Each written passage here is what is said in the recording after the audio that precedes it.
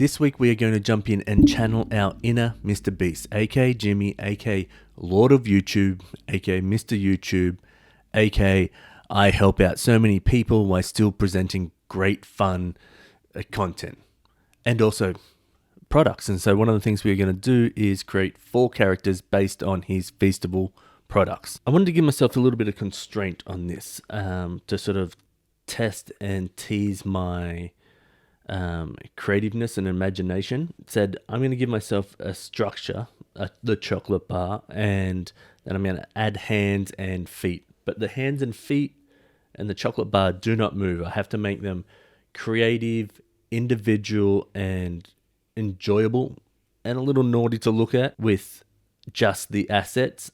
When I first started this, they were going to have hats and really characterize them. When I sort of got into it, I just wasn't feeling that as much. Like I feel like it almost took away from the characters. And so sometimes when you're editing, and the best part of the sketching is that you kind of like, you get to make these choices and solve problems and figure it out. So it helps define the end product, I think. Like, and you sort of make these choices, and maybe you're breaking your constraints, and maybe you're adding more, like to get it to this sort of fun place.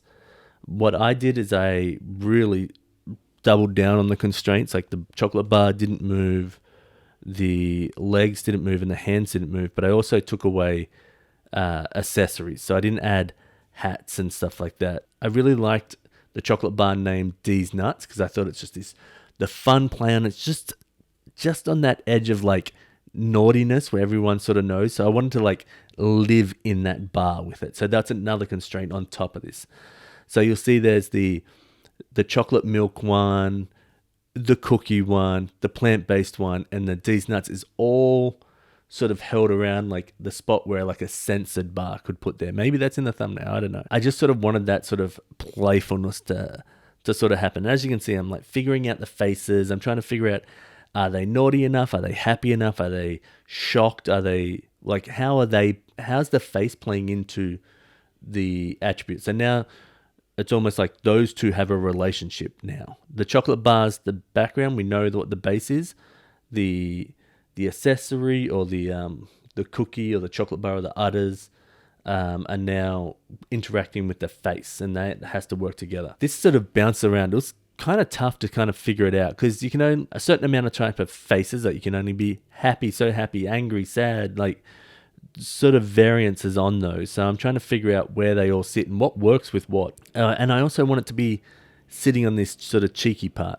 But I finally feel like I'm at a spot with the faces, and I start building out the actual hard copy assets, which is the hands, the feet, the socks, and the chocolate bar. Once that's done, it's off to the races. So now I'm drawing out the udders, but I really like the movement in those. I think it's really fun. It's just, again, on that side of naughtiness, like where it doesn't feel comfortable to look at a little bit, which I'm really enjoying.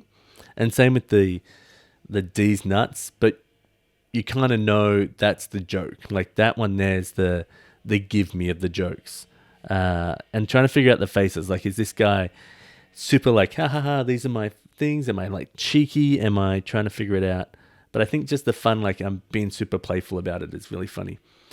The cookie, which comes together in color really quickly because it's only a couple of colors, but trying to figure out the face of what it was a little bit more difficult. Once I found out I wanted the tongue to be licking it, as if it's like ownership of it or taking it a little bit step further, but we're also just playing close to that line. I really just was like, I've kind of, in my head, I've struck it with this, so I'm just doubling down. I'm doing the big lick. I'm doing like the drool over the top. Take that wherever you want.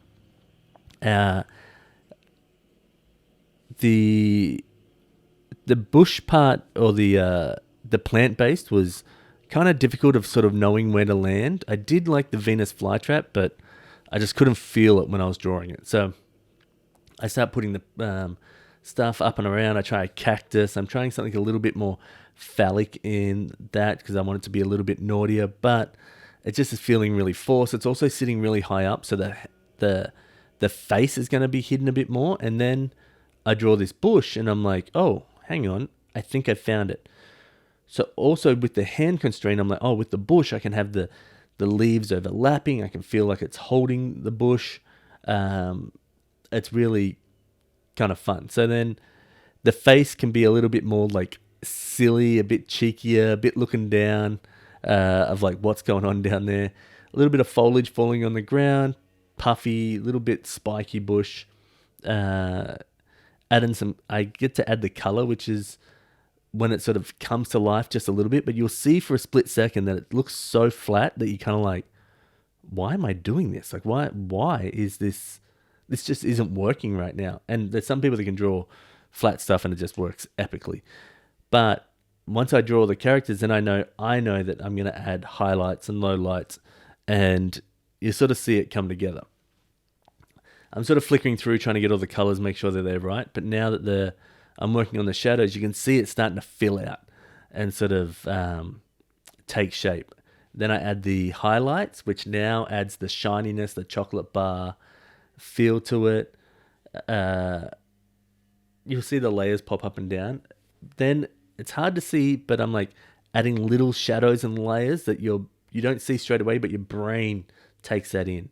Of just like, oh, that shadow makes that pop out a bit more without you directly looking at it going like, oh, I've noticed that tiny little shadow. The highlights on these with the chocolate bars, I think, really make it work, but I get to a point where I need to add like more highlights, but I think I went too far on those. Oh, also adding the glint in the eye, really, I think is just a wondrous thing that helps those eyes come to life, brings like a character to them.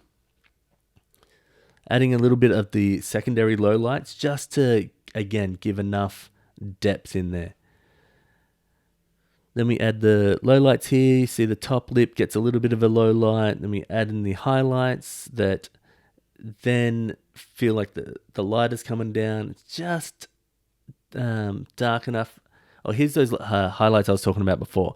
I think I went a little bit over the top because like even the chocolate you have is not fully smooth. You still like want some variance in that sort of chocolate to sort of show. But I think it might have been just a bit over the top. But anyway, so that's the end of it, and I hope you dig them. I hope if Mr. Beast ever sees this, he's a legend. Stoked to even just been able to do this. But that's them. That's the characters. I hope you've all had fun. Cheers. Subscribe if you wanna.